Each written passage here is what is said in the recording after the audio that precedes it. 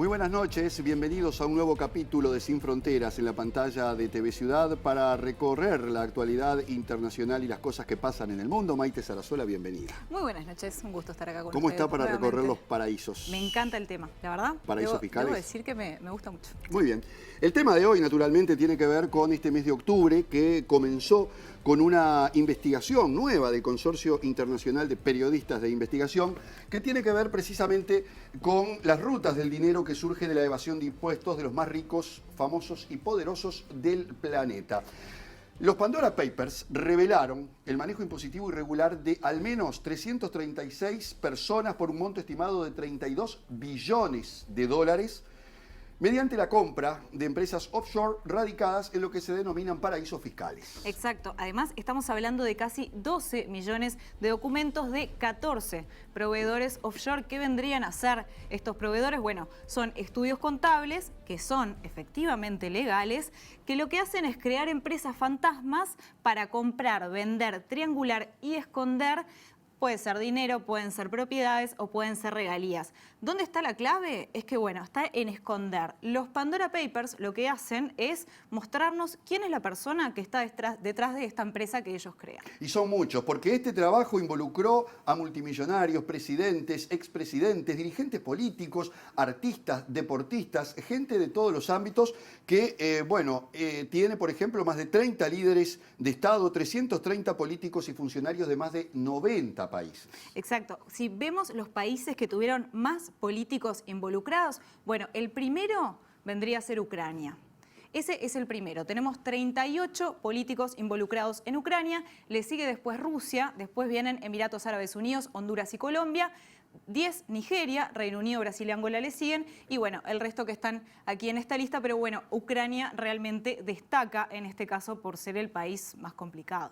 Sí, así es. Y por otra parte, naturalmente que esto ha desatado una nueva ola de situaciones en todas partes del mundo luego de esta revelación porque ha involucrado a muchísimos dirigentes políticos, algunos en plena actividad, presidentes, de los cuales vamos a estar hablando después. Sí, recordemos que esta investigación la hicieron 600 periodistas de 151 medios de 171 países. Es realmente algo histórico que se realizó y bueno, para hablar un poco sobre eso estamos en contacto con la periodista mexicana Andrea Cárdenas, que pertenece a Quinto Elemento Lab y que formó parte de esta increíble investigación. Andrea, muy buenas noches y muchas gracias por estos minutos. ¿Cómo estás? Buenas noches, Maite, Jano. Un gusto estar con ustedes y con su audiencia. Saludos desde México. Gracias. Andrea, hablábamos de más de 600 periodistas, de 151 medios, de millones, casi 12 millones de documentos en diferentes idiomas. ¿Cómo hicieron para poder investigarlos, para poder organizarse, para poder estar en contacto? Contanos un poco cómo fue ese proceso. Sí, ha sido todo un desafío, fue un trabajo muy exhaustivo. El Consorcio Internacional de Periodistas de Investigación, que tiene su sede en Washington, en Estados Unidos, recibió desde hace 2 años esta filtración de 11.9 millones de documentos, que se trata de la mayor filtración a nivel mundial de investigación periodística de todos los tiempos. Y bueno, lo que hicimos fue trabajar y procesar toda la información en una plataforma encriptada que fue puesta a disposición de todos los periodistas a través del equipo técnico, del equipo de ingenieros del Consorcio Internacional de Periodistas de Investigación. Y en esta plataforma nosotros podíamos consultar en tiempo real todos los documentos, los archivos, los certificados de acciones, las escrituras legales, todo lo que tenía que ver con la información que venía de 14 despachos que se dedican a crear empresas fantasma, empresas de papel que no tienen actividades ni oficinas físicas ni empleados y que se dedican a montar este tipo de estructuras y de entramados legales en los paraísos fiscales. Y fuimos poco a poco creciendo esta red en América Latina conforme el consorcio internacional encontraba que había personajes destacados de la política latinoamericana, conforme iba encontrando expresidentes, ministros, pues iban ellos acercándose a medios que son independientes, a medios de comunicación que han hecho un trabajo destacado en periodismo de investigación, y así es como fueron invitándolos, ¿no? Para que formáramos parte, entre ellos, pues nosotros, Quinto Elemento Lab desde México, en esta gran investigación internacional. Y a través de esta plataforma fuimos construyendo grupos por países, por ejes temáticos. En América Latina teníamos un grupo donde cada país iba compartiendo sus hallazgos, sus documentos, donde íbamos haciendo memos y resúmenes de los personajes más relevantes, de los políticos, de los empresarios, de las celebridades. Y, por ejemplo, en el caso de México, cuando encontrábamos que alguna empresa de un ministro o de un legislador o de algún involucrado, de algún personaje de interés público, tocaba con Panamá o tenía alguna conexión con Argentina o con Brasil o con Uruguay, pues entonces a partir de esta red gigante de colaboración y de más de 600 periodistas, podíamos consultar a los periodistas de aquel país para que nos ayudaran después a corroborar esta información y a buscar en su propio país esta empresa, o si habían comprado alguna propiedad, o si habían registrado algún, si habían adquirido algún yate, alguna embarcación o algún avión. Y así fue como fuimos colaborando a través de estos grupos y de esta red y de esta plataforma en donde nosotros íbamos subiendo todas nuestras líneas de investigación con la total confianza y con la totalidad honestidad y generosidad de saber que los otros iban a utilizar esa información y que nosotros también íbamos a poder utilizar la información que otros colegas periodistas iban documentando en sus respectivos países. Andrea, gran parte de este trabajo se realizó en pandemia. ¿Cómo fue eso, a diferencia quizás de otras investigaciones que se realizaron antes y que permitían un contacto diferente? Sí, sin duda fue un desafío el tema de la pandemia. No sé cómo lo habrán vivido ustedes allá en Uruguay, pero por ejemplo en el caso de México, todavía al día de hoy sigue habiendo oficinas de gobierno cerradas, ¿no? Entonces sí fue un problema que tuvimos acá que enfrentar, porque las oficinas principalmente de acceso a la información pública, las unidades de transparencia de todas las dependencias públicas, pues no estaban trabajando, y las que estaban trabajando lo estaban haciendo con la mitad de su personal, o si en lugar de trabajar 8 horas al día, trabajaban medio tiempo, medio turno. Entonces sí fue complicado, pero aún así logramos sacar adelante este tema. Hubo un impedimento, por supuesto, de viajar. Cada equipo lo manejó diferente, cada medio de comunicación pues tiene sus propias políticas. En el caso de nosotros, pues acá en México, por ejemplo, a mí apenas me vacunaron la semana pasada, entonces sí, para algunos compañeros implicó estar en aislamiento, trabajando, haciendo minería de datos. Y creo que como también los documentos, o sea, gran parte del trabajo fue el análisis y la construcción de bases de datos y el estudio de documentos, y eran cientos de miles de documentos los que teníamos a nuestra disposición. Entonces, eso por una parte también acotó a que el trabajo se hiciera un poco más de escritorio esta vez, ¿no? Y ya en la última fase de investigación sí logramos pues, hacer la parte documental, ir a los lugares que los documentos o las empresas nos indicaban, o por ejemplo en el caso de un ex líder sindical que publicamos la historia ayer acá en México, pues encontramos que tenía una empresa en las Islas Vírgenes Británicas con 10 propiedades en México. Pues nos dimos a la tarea de buscar a personas que estuvieran en esos lugares para que pudieran ir a documentar, a levantar video, foto de las propiedades distribuidas en Cancún y en el Caribe mexicano y en otros lugares. Pero sí, cada equipo manejó sus políticas y sí fue un desafío, pero al final de cuentas fue más grande el tamaño de la filtración y logramos sacarla adelante pese a todo. Andrea, hace 5 años los Panama Papers revelaron un estado de cosas que el mundo desconocía. Quizás ahí la sorpresa fue muy grande porque aparecían nombres también, como en esta oportunidad, de dirigentes políticos, personalidades famosas, deportistas. Obviamente que ahora la aparición de los Pandora Papers no deja de sorprender por los nombres que contiene, pero ¿cuáles podrían ser en este caso los hallazgos más relevantes de esta nueva investigación a criterio de ustedes que han realizado esta tarea? Hablando así como en el contexto general y sobre todo latinoamericano que más nos impacta, bueno, a nivel mundial tenemos a 35 presidentes o expresidentes que figuran en los documentos, y en el caso de estos, 14 pertenecen a América Latina. Entre ellos destacan 3 jefes de Estado en activo: el chileno Sebastián Piñera, el ecuatoriano Guillermo Lasso, el dominicano Luis Abinader, y también emergen en los Pandora Papers 11 exmandatarios. Entre los más conocidos están los colombianos César Gaviria y Andrés Pastrana. Y sin duda yo creo que la reacción más contundente la hemos visto en Chile, en América Latina, donde sí nos ha sorprendido para bien, como la Fiscalía ya anunció desde la semana pasada que inició una investigación en contra del presidente Sebastián Piñera.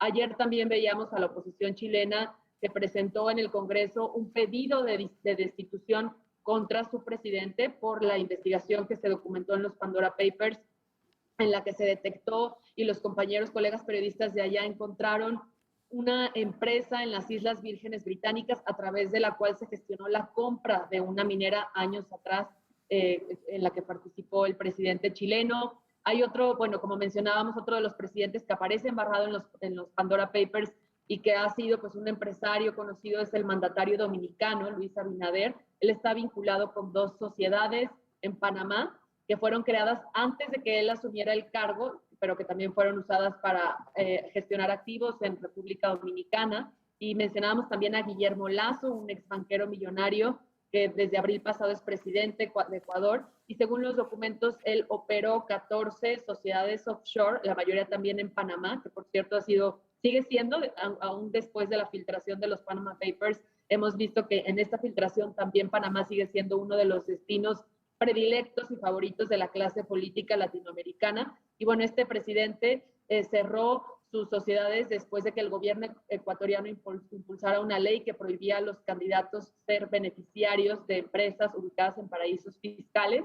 En el caso venezolano también tenemos que Alcogal, este despacho panameño, creó cerca de 78 compañías que usaron los venezolanos acusados de ocultar en cuentas de Andorra cerca de $2.000 millones procedentes de la empresa petrolera estatal de Venezuela, PDVSA. En Brasil, recorriendo también el continente sudamericano, pues los papeles salpican a los 2 hombres más poderosos de las esferas económicas públicas, nada menos que el ministro de Economía, Paulo Guedes, y el presidente del Banco Central, Roberto Campos. Ninguno de los dos informó y dio a conocer a la opinión pública sobre sus operaciones offshore antes de que asumieran los cargos. Y esto ha sido una constante. También lo vemos en el caso de México, donde encontramos cerca de 80 políticos que han creado empresas offshore en paraísos fiscales.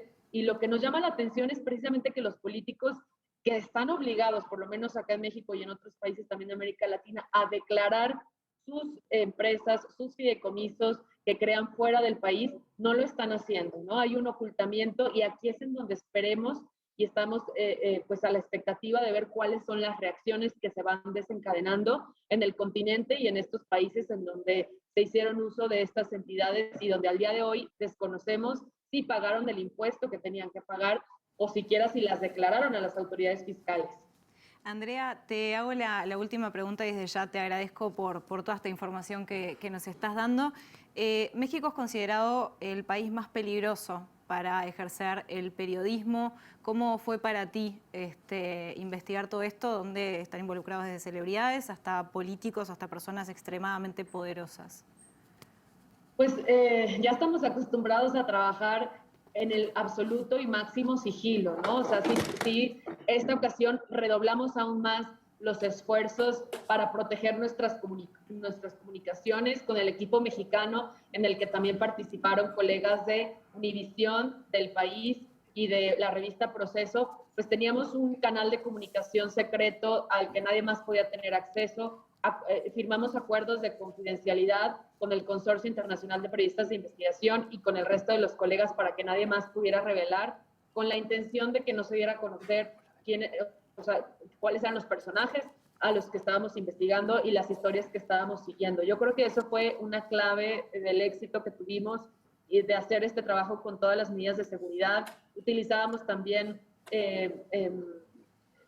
hacíamos búsquedas en internet desde una plataforma en la que no pueden ser rastreadas nuestras búsquedas y nuestro historial de navegación.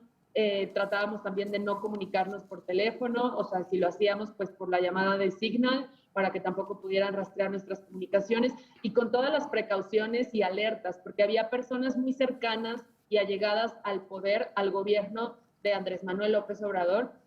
Entonces lo que menos queríamos era que se enteraran y que hubiera un intento por sabotear la investigación, ¿no?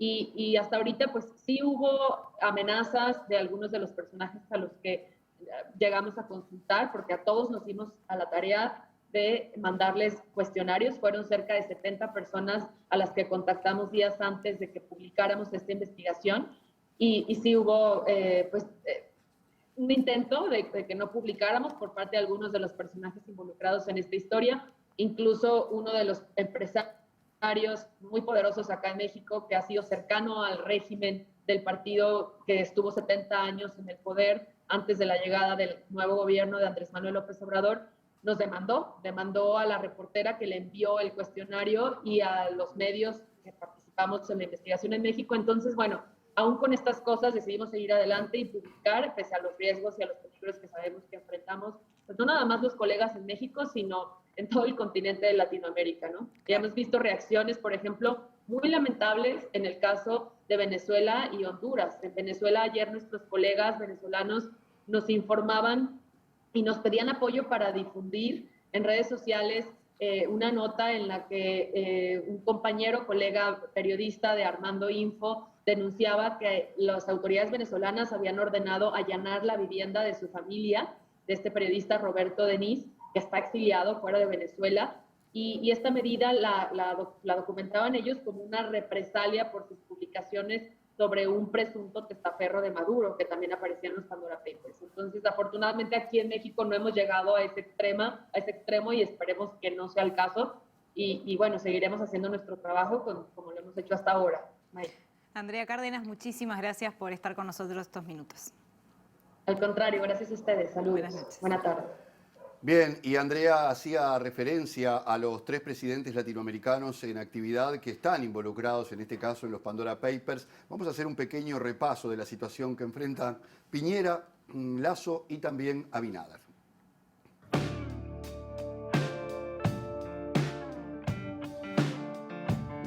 3 presidentes latinoamericanos en funciones con orígenes en el mundo empresarial figuran como dueños de empresas offshore, mediante las cuales evadieron al fisco en sus países, pero han declarado que no han incurrido en ninguna ilegalidad. Hasta ahora el que enfrenta mayores problemas es el presidente chileno Sebastián Piñera, quien tiene en curso una investigación ordenada por la Fiscalía y un planteo de juicio político por parte de la oposición en la Cámara de Diputados. Las supuestas irregularidades se remontan al 2010 durante la venta del megaproyecto Minera Dominga, entonces propiedad de la familia Piñera a su amigo y empresario Carlos Alberto Delano, transacción que tuvo un valor total de $152 millones, 138 de los cuales figuran en un acta firmada en el paraíso fiscal de las Islas Vírgenes. Un comunicado de la presidencia chilena sostiene que la existencia y su participación en esas sociedades fue informada desde el inicio a las autoridades regulatorias, cumpliendo en plenitud con la ley y pagando todos y cada uno de los impuestos que por dichas inversiones resultaban exigibles en Chile. En el caso de Ecuador, el mandatario Guillermo Lasso, acusado de tener empresas en dichas guaridas fiscales, enfrenta las denuncias de ex candidatos presidenciales que exigen que el Servicio de Rentas Internas investigue los movimientos financieros de Lasso desde el 2013, cuando fue candidato a la presidencia por primera vez, y no desde el 2017, en que la ley fue reformada mediante un referéndum. En la declaración de la presidencia aparecida en Twitter, Lasso sostiene que, como la misma publicación reconoce, la mayoría de las sociedades mencionadas fueron legalmente disueltas en el pasado y con aquellas que tuvieron existencia no tuvo ninguna vinculación. Finalmente, el presidente dominicano Luis Abinader está acusado junto a su familia de utilizar empresas no incluidas en su declaración pública de bienes que lo vinculan a la colocación de gran parte de su patrimonio en paraísos fiscales, los cuales son utilizados con el fin de eludir responsabilidades fiscales y tributarias.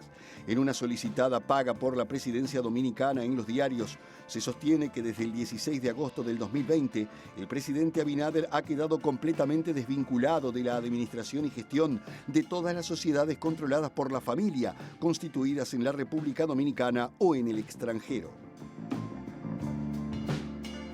Bien, y ahora vamos a poner la mirada en lo que significan estos territorios identificados en los Pandora Papers como guaridas fiscales, paraísos. Hay allí toda una teoría sobre la terminología, por qué se emplea, y es lo que tratamos de desentrañar también en este momento con el economista y magíster en finanzas públicas, Juan Valerdi, ex asesor de la presidencia del Banco Central argentino y uno de los referentes latinoamericanos en la red. Juan, bienvenido a Sin Fronteras, un gusto tenerte con nosotros y preguntarte por qué fueron llamados paraísos fiscales, si se debe a un error idiomático que se dice estaba en el origen de esta palabra, tax haven, ¿cuál es la razón? Bienvenido.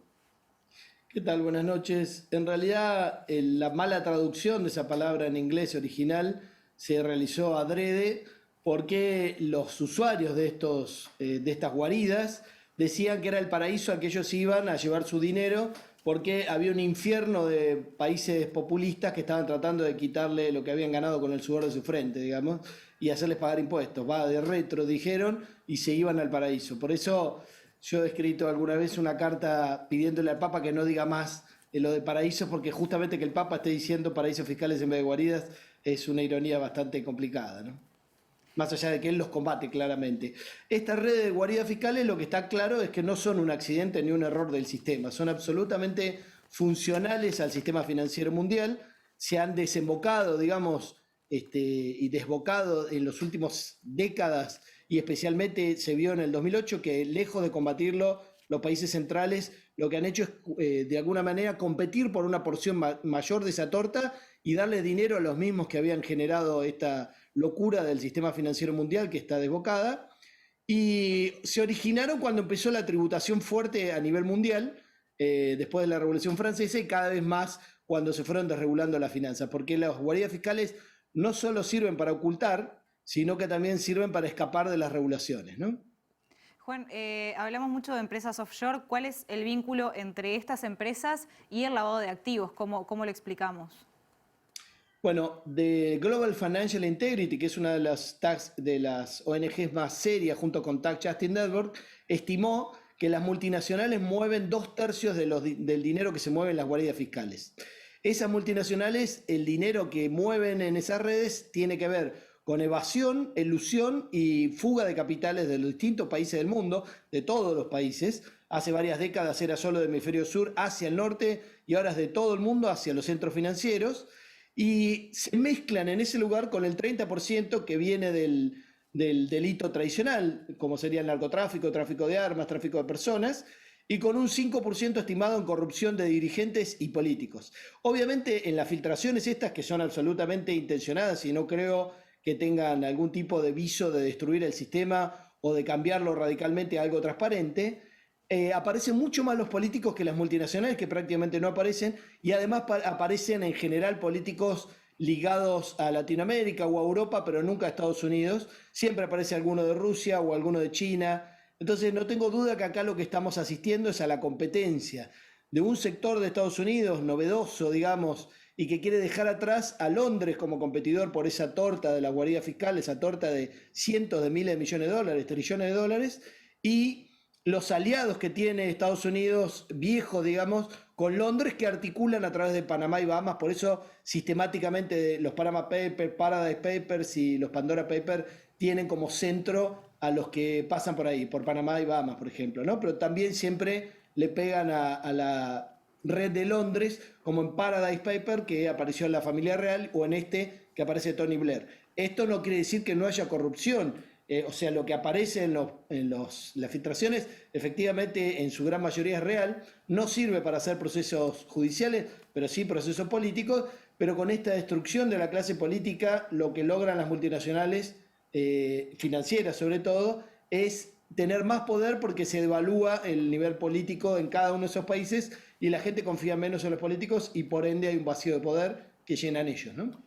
Juan, hablabas de Estados Unidos y Dakota del Sur está considerado un estado particularmente guarida fiscal, por ejemplo. Pero, ¿por qué se considera que hay una disputa financiera en todo esto? Bueno, porque son cientos de miles de millones de dólares que se van licuando de alguna manera, juntando, volviendo a lo que me habían preguntado el lavado, los mismos asesores fiscales, contadores, abogados y demás, que atienden a las multinacionales y a los corruptos de la política, que son minoritarios pero existen, atienden también a los narcotraficantes y a los traficantes de armas. Entonces todo ese dinero, no importa de qué origen provenga, se licúa y se lava y vuelve a los países donde han dejado los agujeros por no pagar impuestos y por fugar capitales en formato de deuda. Ahora, en Estados Unidos es uno de los lugares donde más se articula esta forma de trampolín, digamos, y de licuado y de lavado. Por eso a la HSBC le pusieron multas de varios miles de millones de dólares porque en vez de lavar el dinero en Estados Unidos, lo estaba lavando en México. Entonces, la multa se la pusieron a la HSBC por sus operaciones en México. Y recordemos, por ejemplo, que la HSBC se generó para lavar el dinero del opio cuando Inglaterra le ganó las guerras del opio a China a principios del siglo XX. Y entonces, digo, no hay casualidad en estas cosas y hay una continuidad del tiempo. Hay estados de Estados Unidos que están específicamente dedicados no solamente a las cuestiones que tienen que ver con las guaridas de exención de impuestos o no pagar impuestos, sino de tener tribunales que trabajan para las multinacionales. En esto, el más conocido es el estado de Delaware, que lamentablemente es el estado que coincide de donde salió el actual presidente de Estados Unidos, que es de Delaware también, ¿no? Así que las perspectivas de desmontar esto las veo bastante complicadas. Juan Valerdi, muchísimas gracias por todo este aporte sustancial para poder entender un poco más toda esta trama, ¿eh? Por favor, un abrazo grande y hasta la próxima. Gracias. Bien, y nos vamos a ir a la pausa y después vamos a venir, como siempre, con nuestro analista Álvaro Padrón para tratar de desentrañar otros aspectos de todo este tema. Hay muchos más, ya venimos.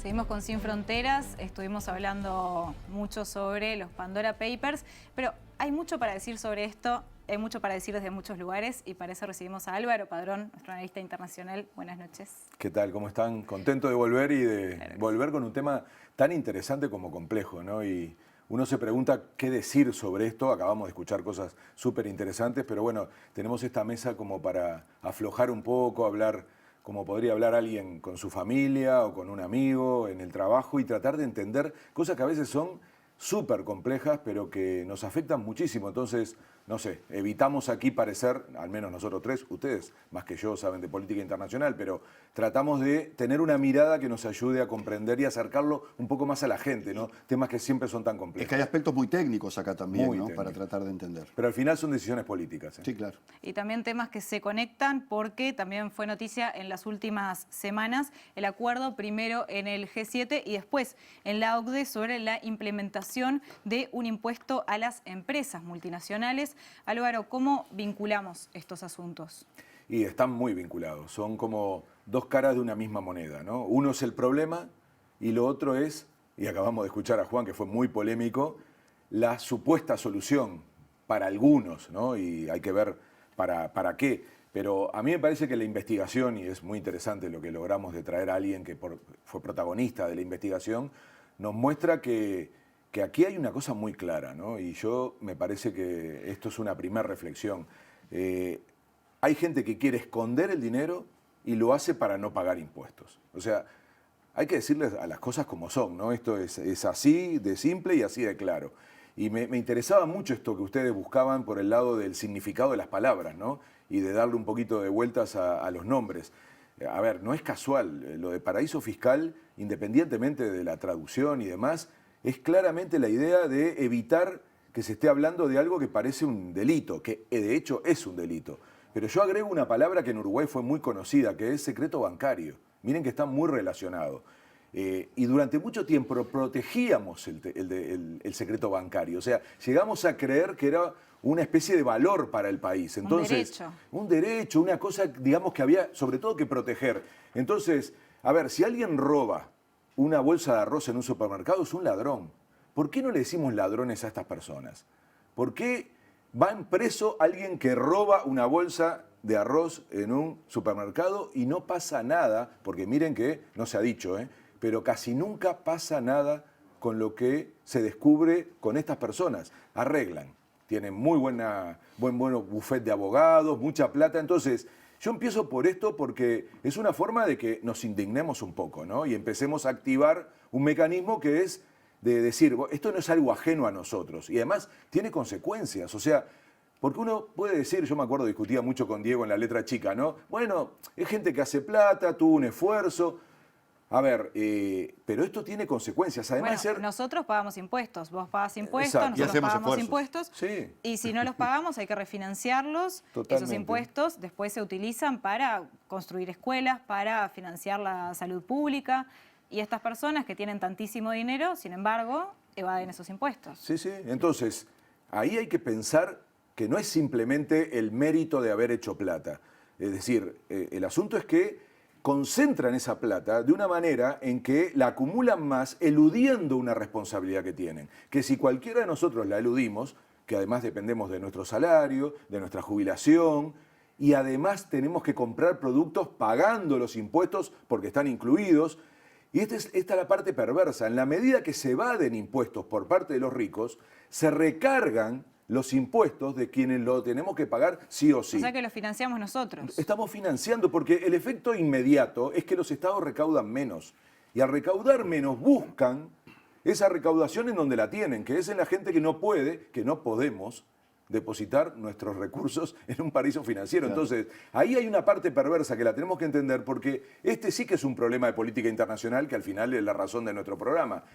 Hay una escala global que la manejan quienes tienen condiciones para ser actores globales, que son las empresas transnacionales y básicamente los millonarios. Los estados, los gobiernos, las políticas públicas, la política, y Juan tiene razón con tener mucho cuidado con esto de poner siempre a la política en el banquillo de los acusados, termina quedando atrapado en el Estado Nacional. Nosotros no votamos a alguien de fuera del país, votamos a alguien en Uruguay. Entonces, las políticas públicas se aplican en cada país, mientras que estos jugadores juegan en la cancha grande y consiguen hacer un juego totalmente distinto y perdemos el control. Eso que no pasa a nivel nacional, porque esta desigualdad que hoy tiene el planeta no ocurre a nivel de los países, porque los estados, decía Valle, es el escudo de los pobres, logra con las leyes, con los impuestos, regular ese sistema. A escala global no hay controles, no hay regulaciones, hacen lo que quieren. Soros, ¿se acuerdan? El millonario norteamericano decía, miren, si no nos paran, nosotros no sabemos parar. Los ricos solo sabemos hacer más plata. Miren qué sinceridad que tuvo, ¿no? Entonces, este es el gran asunto. O generamos una escala global, internacional, para controlar estas cosas, o, como la pandemia, trataremos de resolver nacionalmente, pero al final, con que un país, 2 países, 3 países se salgan de esta lógica, seguirá habiendo un espacio o para aparecer un nuevo virus o para tener una guarida fiscal. Hay una actitud que tú mencionabas, Álvaro, que tiene que ver con aquella, por ejemplo, cuando sube la nafta, hay alguien que siempre dice, a mí qué me importa si yo no tengo auto. No está pensando que va a tener que pagar el flete, que va a tener que pagar más por distintos motivos. En este caso, bueno, está aquello de que robó pero qué bien la hizo y tiene todo el derecho, ¿no? Hay una idea popular de que esto funciona así. ¿Qué impacto tiene esto en la sociedad directamente? Pongamos el caso de Uruguay, por ejemplo, ¿no? Donde hay situaciones muy similares. Bueno, ¿qué impacto va a tener en la gente esto? Y es directamente el de tener menos recaudación para el sistema público, para lo que decía Maite, las políticas públicas. O sea, es así de simple. Y lo increíble es que esto ya no está pasando solo en Uruguay, o mejor dicho, en los países subdesarrollados, que es histórico, ¿no? Esa incapacidad, primero un problema de desarrollo de su matriz productiva, de su productividad, de su valor agregado, pero también con respecto a las capacidades de captar de los que hacen más dinero recursos para distribuir en la sociedad, porque al final de eso se trata, ¿eh? Es un tema de igualdad, es un tema de cómo se distribuye la riqueza. Mentira que no hay plata. No sé por qué en el mundo entero se sigue hablando de una lógica de ajuste como si no hubiera plata. Miren, en 30 años, en los últimos 30 años, la economía del mundo se multiplicó por 5. Pero al mismo tiempo se concentró más que nunca. Hoy el 1% de la población tiene la misma riqueza que el 99% de la población. Eso no pasó nunca en la historia. El mundo es más rico que nunca, pero tiene más concentración de riqueza que nunca. Y más desigualdad. Y por lo tanto más desigualdad. Y eso es consecuencia de este tipo de mecanismos que permiten actuar a nivel global cuando los otros mecanismos que creó la humanidad para generar igualdad, básicamente el Estado y las políticas públicas, quedan encerradas en el país y ellos juegan en otra cancha. De alguna manera es la interpretación de la globalización del 1%, se dice, ¿no? De los que ganaron con la globalización. Mi punto ahí, Jano, es que tenemos que entender que perdemos todos, o mejor dicho, perdemos la inmensa mayoría. Que nos están robando la plata. Nos están robando, hay que decirlo así. Esa plata no salió de herencias o de derechos adquiridos, porque en todo caso que la usen en los países y que paguen los impuestos. Ah, no, por eso, hasta por ambición, la están depositando para no pagar y eso la multiplica. Entonces, ahí está la explicación de por qué hay una tan gigantesca concentración de recursos en esta época cuando hay más plata que nunca. Entonces, las consecuencias son esas, cada vez hay más pobres. Miren los problemas globales que tenemos, ¿no? Medio ambiente, migraciones, hambre, guerras, paz. O sea, todos esos problemas tienen que ser resueltos con recursos a escala planetaria, del mismo modo que los estados, y esto es lo que le está pasando al norte, necesitan desde la crisis de 2008, tiene razón lo que se decía recién, la crisis del 2008 generó, ¿se acuerdan, no? La crisis Sí, claro. de la burbuja, le generó al norte algo que no conocían, que es una crisis y por lo tanto problema de desigualdad, de pobreza. Nosotros ya estábamos acostumbrados, pero la pandemia más aún. Lo que pasó en el mundo es que se generó un gigantesco déficit fiscal, salvo Uruguay, que estamos en una especie de limbo, porque lo que hicimos fue un ajuste en medio de la pandemia. Pero el resto del mundo lo que dijo es, no, y no es un problema de izquierda-derecha, lo hizo Estados Unidos, Europa, con gobiernos conservadores. Hay que invertir para sacar a la economía de este pozo. Y eso es lo que genera déficit fiscal. Es decir, se invirtió plata que van a tener que recuperar. ¿Qué hicieron? Apretaron el botón de reformar la tributación mundial. Y ahí está la conexión con lo que acabamos de escuchar, que el G7, qué casualidad, G7, los 7 países más poderosos de Occidente, deciden empezar a cobrarle 15% de impuesto a las empresas transnacionales para cubrir ese déficit que, claro, es el mismo déficit que podemos tener todos los países de América Latina para cubrir nuestras políticas públicas. Esta propuesta también ha tenido algunas críticas. Sí, bueno, la acabamos de escuchar, ¿no? Porque en realidad la pregunta que yo decía, ¿no? Es un problema y es una solución. Hay que ver si esa solución es así, cómo y para quiénes. Yo lo que no tengo ninguna duda es que no hay forma de eludirla. O sea, no hay cómo decir de este juego no jugamos. Lo que hay que hacer es meterse a debatir cómo tiene que ser la solución, que no me cabe duda, tiene que ser una solución internacional. Y un debate mundial. Un debate mundial, una implementación mundial que refleje los intereses de todos los países y las zonas del mundo. Entonces, porque está muy claro que de este problema no puede salir nadie solo, porque alcanza con que aparezca otro hueco en el sistema, como con la pandemia, que no se salva a nadie. Entonces, yo insisto mucho en esto porque la posición del presidente uruguayo sonó rara, ¿no? Y acá se ha discutido muy poco, pero de alguna manera es, bueno, no queremos ser parte de esto, queremos soberanía tributaria. Es inviable, es inviable. Exacto. Y vamos a escuchar lo que dijo el presidente Luis Lacalle Pou, quien habló sobre este pacto de la OCDE. Señaló que, bueno, no es conveniente, pero vamos a escucharlo.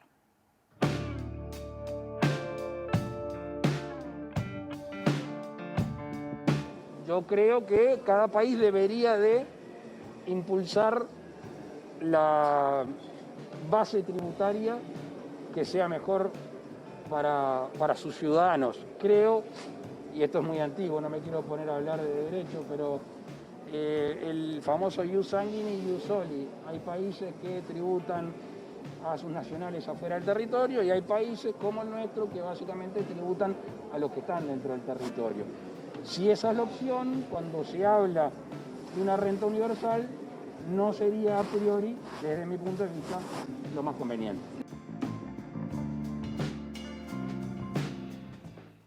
El presidente Lacalle Pou brindó estas declaraciones en Punta del Este en el marco de la entrevista que le realizaron en el American Business Forum. ¿Cuál es tu opinión, Álvaro? A mí me parece muy coherente, o sea, es su concepción. Él es muy sincero, o sea, esto lo dice también a nivel nacional. No hay que tocar a los Maya Oro. Es decir, en el fondo, más allá de que habla de no sumarse a una discusión global y tener soberanía, lo que está evitando es poner en discusión si hay que cobrar impuestos a los ricos o no.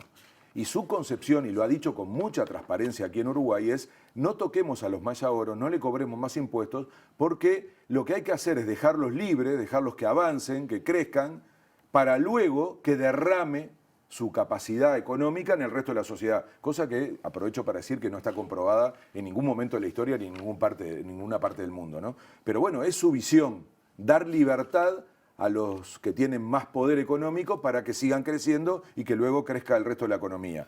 A mí me parece que no hay forma de que esto no sea parte de un debate en donde Uruguay, que es un país extremadamente dependiente de estar inserto en el mundo, diga queremos soberanía. Ahora, ¿es posible salirse de esto? No, Jano, de ninguna manera. No lo es en materia... No podemos ser, digamos, outsider de los aspectos comerciales del mundo, ni lo queremos ser.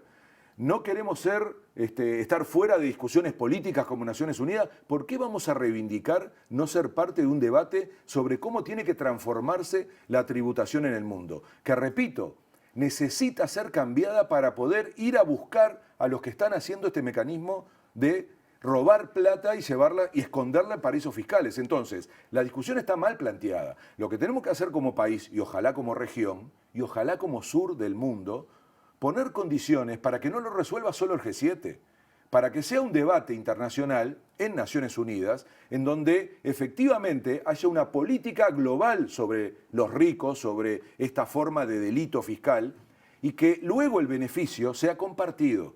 La peor opción sería decir, me quiero quedar afuera. Primero, esto ya nos pasó, ¿eh? ¿Recuerdan la crisis del 2002?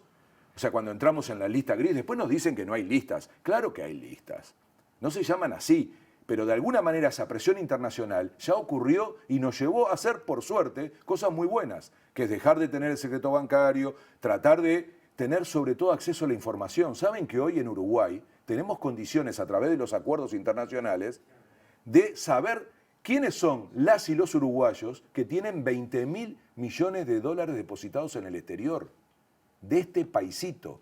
Entonces, ¿por qué no cobrarles? Esa es la cifra. Esa es la cifra, 20.000 millones de dólares. ¿Por qué no cobrarles un impuesto? Bueno, es una decisión política. ¿Se hace o no se hace? Eso es parte de los beneficios de haber sido parte de un sistema que de alguna manera es transparente y nos permite tener información. Y agrego, nos permite tener prestigio. O queremos ser una guarida fiscal. Y tener prestigio significa lo que decía Juan hace un rato, que es, no podemos seguir denostando la política. O sea, no podemos ser Piñera, no podemos ser el presidente de Ecuador. Ojalá, ¿se acuerdan, no? Las últimas 2 reuniones de la calle fue precisamente en Naciones Unidas con el presidente de Ecuador y hace pocas semanas en Montevideo con Piñera. Ojalá esa no sea la foto de Uruguay. La democracia uruguaya no se merece eso. Entonces, lo que tenemos que hacer es ser parte de un debate internacional para ver cómo se para este delito internacional que es esconder plata y evadir impuestos con gente que le sobra la plata precisamente para poder ayudar a que, bueno, la pobreza no sea la cara de América Latina, que hoy por hoy es la cara que tenemos en este continente. Seguimos esperando el derrame. Bueno, no lo esperemos porque no va a venir. Bueno, indignados creo que quedamos todos. Sí, se nota que estoy enojado con este tema, perdón. Se nota. Y lo volveremos a tratar porque hay muchísimo para hablar sobre esto. Y bueno, Álvaro recién mencionaba Ecuador y nos vamos a meter en ese país en el tercer bloque de Sin Fronteras.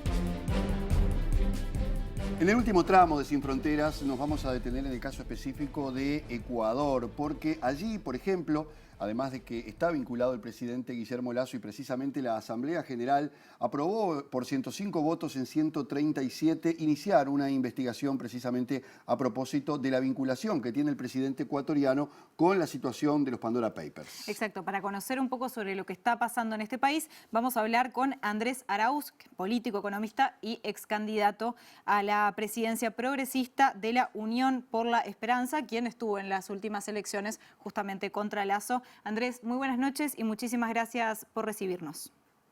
Hola, muchísimas gracias por la invitación. Aquí estamos con una enorme indignación por lo que está ocurriendo en el Ecuador. Realmente algo que ha conmovido a toda la sociedad, pues ha sido una vergüenza encontrar la cara de nuestro presidente en las tapas de los principales diarios del mundo. Andrés, contanos un poco cuál es tu evaluación justamente de lo que está pasando. Tú pediste la renuncia, decís que Lasso ya no tiene legitimidad ni dentro ni fuera de fronteras. Explícanos un poco cómo es esto. Sí, mira, Ecuador está pasando por una gran conmoción. Tenemos al presidente en las portadas del diario del Mundo y tenemos 4 delitos que se han cometido: testaferrismo, perjurio, evasión tributaria y además una violación de las reglas democráticas de juego. En el Ecuador tenemos una ley que se llama la Ley para la Aplicación de la Consulta Popular del 2007, cuando el pueblo ecuatoriano votó para que ningún servidor público pueda tener cuentas offshore, pueda tener cuentas en paraísos fiscales. Y lamentablemente el presidente también incumplió esa ley, tanto como presidente como candidato, lo que definitivamente alteró el rumbo democrático de nuestro país. Por eso estamos realmente indignados, molestos con esta situación El propio presidente Lasso anoche en una entrevista finalmente confesó que tiene parte de su patrimonio en el exterior, cuando en su declaración jurada para poder tomar posesión del cargo el 24 de mayo dijo que no lo tenía. Eso es perjurio, es una violación a la legislación ecuatoriana, es un delito penal y obviamente más allá de los temas de evasión tributaria que han sido ya también comprobados en nuestro país, es una seria preocupación. La única salida es o que renuncie y si no tiene sangre en la cara, si no tiene dignidad suficiente para eso, pues tendrá que pasar por un proceso realmente humillante de investigación donde se evidencien toda la mañosería que ha actuado y terminará en una destitución. ¿Sería posible un nuevo proceso electoral vinculado con esto que está pasando? Es algo que se menciona. Depende mucho de la decisión que tome la Asamblea, ¿no? ¿Qué tipo de procedimiento escogen para poder destituirlo sumariamente? Esa es una decisión que le corresponde a la Asamblea Nacional. Asimismo, el presidente ha amenazado a la Asamblea con disolver. La Asamblea es nuestro Congreso, nuestro Parlamento. El día de ayer dijo que si es que continúan con esa actitud, un día después de que se le llamó a comparecer por la investigación de los Pandora Papers, él podía disolver la Asamblea Nacional y con eso adelantar elecciones generales, tanto para presidente como para la Asamblea. Nosotros no aceptamos ese tipo de intimidaciones o amenazas, estamos hartos de ese tipo de actitudes fascistas que ya tuvimos con Lenín Moreno y más bien convocamos a que él se someta al escrutinio público, a transparentar su patrimonio y si no, pues a renunciar del cargo y que pueda surgir un nuevo liderazgo para que tome las riendas del destino del país. Arauz, hay un episodio en el año 2000 cuando viene la dolarización en Ecuador que tiene que ver con el vaciamiento del Banco de Guayaquil, precisamente el banco donde Lasso tiene, bueno, prácticamente importantes acciones. ¿Qué se puede decir de todo este proceso? Mira, Lasso ha sido un actor determinante en la política nacional. A lo largo de los años 90 fue miembro de la Junta Monetaria, fue superministro de Yamil Maguad, a la vez que era uno de los principales banqueros del país. Luego estuvo de embajador con Lucio Gutiérrez y acompañó durante largos años en la terminal terrestre de Guayaquil. Él a veces se quiere vender simplemente como un empresario cuando ha estado conectado a la política durante más de 2 décadas. Es un viejo político que tuvo acceso a información privilegiada durante la crisis financiera del 99 y es ahí cuando se dio uno de los principales saltos en su patrimonio a través del uso de estructuras offshore, principalmente de las Islas Caimán. Luego constituyó un banco en Panamá para seguir captando y llevando el dinero, la liquidez de los ecuatorianos fuera de sus fronteras, fuera de su territorio, hacia esta guarida fiscal. Sigue operando ese Banco de Panamá. El Ecuador cambió sus leyes para que los bancos ecuatorianos no puedan tener bancos en paraísos fiscales y sin embargo él incurrió en simulaciones, primero vendiéndole a otra offshore que le pertenecía a él y luego finalmente a sus más cercanos familiares, de tal manera que incumplió la norma. Muy bien, Andrés Arauz, ex candidato a la presidencia de Ecuador, economista. Muchísimas gracias por acompañarnos esta noche aquí en Sin Fronteras. Gracias. Bueno, y seguimos en Ecuador también porque ahora recibimos a Mónica Palacios, quien es asambleísta del partido Alianza UNES y también miembro de la Comisión de Relaciones Internacionales y Movilidad Humana. Muchas buenas noches, Mónica, ¿cómo estás? Muchísimas gracias, un honor estarles acompañando la noche de hoy. Contanos un poco cómo será el trabajo de esta comisión investigadora y cuáles son los plazos y los procedimientos que se vienen. Bueno, nosotros ya tenemos 105 votos de los 135 asambleístas que formamos la Asamblea Nacional. Pues empezar la investigación de la vinculación del presidente Guillermo Lasso con los Pandora Papers desde la Comisión de Garantías Constitucionales y también de Derechos Humanos. Entonces vamos a empezar, ya el 7 de octubre fue la elección de esta comisión, el día 9 de octubre ya se empezaron pues con la elección del cronograma y que nomás se va a llevar a cabo y este 13 de octubre ya fue aceptado por unanimidad el cronograma que va a empezar con las declaraciones del presidente Guillermo Lasso este próximo miércoles. ¿Cuáles serían las consecuencias de todo esto? ¿Podría haber un juicio político? ¿Cómo sería ese proceso en el caso de Ecuador con sus leyes dentro de la Asamblea? ¿Cuáles son las definiciones que se podrían tomar allí? Pues habrían dos escenarios claros. El primero, pues, la destitución por juicio político. Como sabemos, pues, él no está siguiendo las funciones que tiene que tener como presidente de la República al no, pues, llevar a cabo las decisiones que se tomó en la consulta popular del 2017, cuando todos los ecuatorianos y ecuatorianas decidieron que los funcionarios públicos no debían de tener pues bienes ni capitales en paraísos fiscales. El otro escenario fuera la muerte cruzada, que lo había dicho una y otra vez el presidente Guillermo Lasso, en el cual él quiere disolver a la Asamblea Nacional y en un plazo de 3 meses se tiene que llamar a elecciones de la Asamblea Nacional y también del Ejecutivo, por eso se llama muerte cruzada, porque tiene que salir pues la función legislativa igualmente con la ejecutiva, y la otra sería la renuncia, que yo creo que es lo que realmente debería de pasar, una renuncia ética y también legal. Ética porque el presidente Guillermo Lasso no tiene la calidad moral para representar al Ecuador cuando él es un evasor de impuestos. Aparte de eso, pues legal, porque como le digo, no está siguiendo la directriz de todos los ecuatorianos y ecuatorianas que hemos tomado con la consulta popular para que no se tenga bienes en paraísos fiscales por parte de los funcionarios públicos. La semana que viene, entonces, estaría declarando Lasso. ¿Qué expectativas hay de esta declaración? ¿Qué es lo que esperan? No escucho. Ahí, a ver, ¿me escuchás ahí, Mónica? ¿Ahí? Ahí. Bien, la semana que viene va a estar declarando Lasso. ¿Qué expectativas tienen respecto a este día y bueno, a lo que se puede dar entonces a partir del lunes de la semana que viene? Pues nosotros en la Asamblea Nacional lo que esperamos todos es que él diga la verdad, diga efectivamente qué es lo que ha hecho con sus bienes. En el año 2017, como les digo, ya tuvimos la consulta popular. Él lo que ha dicho es que se ha deshecho de sus bienes en Panamá. No sabemos si él lo ha vendido o él ha donado. Si él ha vendido, pues no ha pagado el impuesto a la renta en el Ecuador, y si él donó, pues bienes y capitales que tenía en Panamá, tampoco ha pagado pues los impuestos a la herencia. Lo que sí sabemos es que no ha repatriado ese dinero al Ecuador como lo tenía que hacer, sino que lo envió a un paraíso fiscal en los Estados Unidos, en Dakota del Sur. ¿De cuánto dinero estamos hablando entonces? No se sabe exactamente la cantidad. ¿Hay un estimativo? Él ha dicho que ha pagado como 553 millones de dólares en impuestos. La verdad no se sabe el monto exacto, no quisiera dar una cifra, pero es de muchísimos millones de dólares. Mónica, esta situación fue planteada en la Asamblea, se votó por 105 votos en 137.